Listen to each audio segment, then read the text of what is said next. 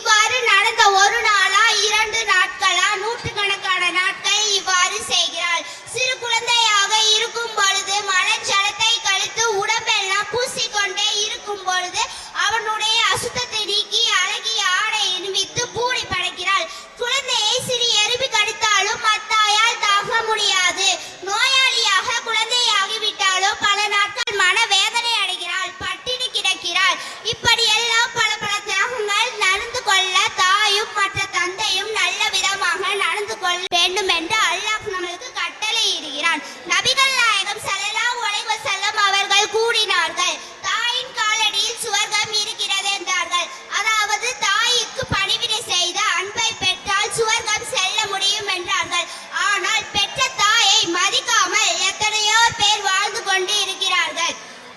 பெற்ற தாயை மதிக்காமல் எத்தனையோ பேர் வாழ்ந்து கொண்டே இருக்கிறார்கள். பெற்றோர்களை நோக்கடித்து வாழ்பவர் சுவர்க்கத்தை அல்ல சுவர்க்கத்தின் நறுமணத்தை கூட நகர முடியாத அன்பர்களே.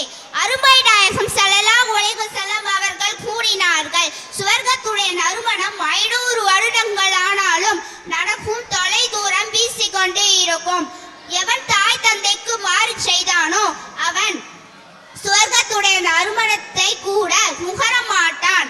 எனவே சங்கைக்குரியவர்களே, பெற்றோரிடம் குறிப்பாக